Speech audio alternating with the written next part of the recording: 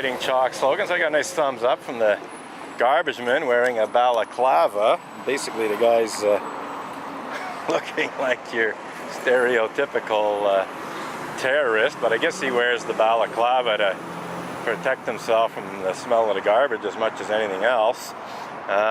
So here we have a guy coming in. Again, you know, somebody I don't recognize, so I suspect that we're going to get a fair number of people arriving here for this gala dinner who aren't, you know, people who normally attend church services, which is, you know, one of the reasons I decided it would be worthwhile.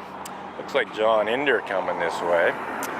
So, yeah, that looks like John Inder on his way into the Unitarian Church of Montreal.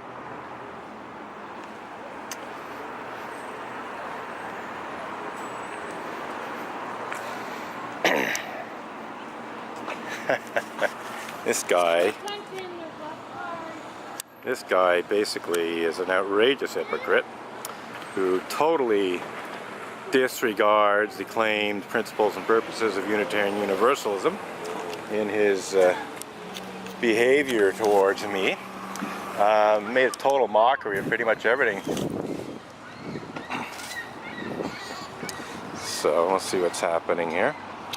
Yeah, okay, so yeah, the wind blew down the sign and ordinary passerby, I kicked that out of the way, fair enough. I will just put it back, and she could have been a little bit nicer and picked it up and put it back where it was, but I guess she wasn't overly happy with the sign, perhaps, expressing her disapproval possibly, or maybe she's just lazy, I don't know. But anyway, yeah, we got fair number of people showing up here. Darn it, the wind just did it again. So this guy looks dressed for a gala dinner. So anyhow, yeah, I'll get around to that. I got somebody filming or photographing, which is fine by me. So, hey. What is this about? It's about a variety of things, but amongst them, the Unitarian Universalist Association, which is sort of like the head office for Unitarian Universalism in North America, hired a Canadian lawyer to falsely accuse me of the criminal act of blasphemous libel. This is in the Canadian Criminal Code. It's a blasphemy law. It's a law that prohibits blasphemy. And he tried to use this because I blogged about some pedophiles and rapists in their religious community. So he's essentially saying I'm blaspheming against the church because I spoke about their rapists and their pedophiles. Oh, that they have in there. Not locally, but in the bigger religious community, yeah. Oh, okay. Yeah. So that's one part of what it's about. So this woman engaged in a free and responsible search for the truth and meaning of my protest. She took a photo or two from the look of things. I don't think she was running video.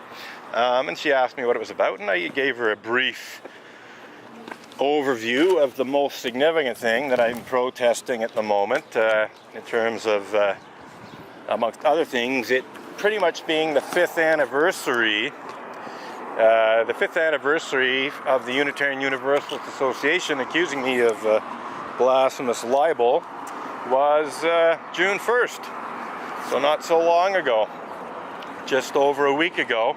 And of course, you know, following that initial accusation, there were, you know, letters back and forth and various actions on my part. You know, so, you know, the first couple of weeks of June are basically, you know, little mini anniversaries of you know, not just the initial false blasphemous libel accusation, but, you know, the various events that took place in the immediate aftermath. So signs are not looking too bad here. Oops, the wind, oh, look, there it goes. Just as I said they weren't looking too bad, the wind blew one down. So here we go. Hopefully the wind won't sue me for sexual harassment for saying it blew down one of my picket signs. I'm being sarcastic, obviously, but the same Stikeman Elliott litigation lawyer who falsely accused me of blasphemous libel for blogging about Unitarian Universalist pedophiles and rapists, actually was foolish enough to accuse me of threatening and defamatory conduct amounting to sexual harassment of women Unitarian Universalist ministers, and in particular one Reverend Dr. Kelly Murphy Mason, because I used the colloquialism sucks and blows at the same time to describe her hypocrisy. And her hypocrisy that, she basically contradicted her ideals in a very, very short time frame between, saying something and then doing the exact opposite. And this is what the term sucks and blows is all about. It's about someone doing something that's completely contradictory, to the point of almost impossibility, in a very, very short time frame.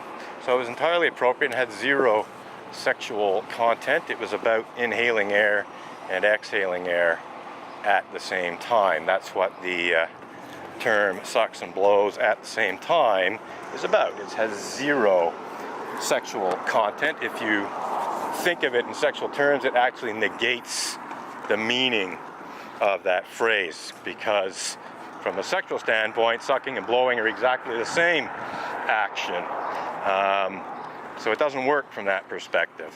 So anyone with half a brain would realize that it was a bit foolish, to say the least, to accuse me of sexual harassment of Reverend Dr. Kelly Murphy Mason for using the colloquialism sucks and blows at the same time to describe their two-faced hypocrisy.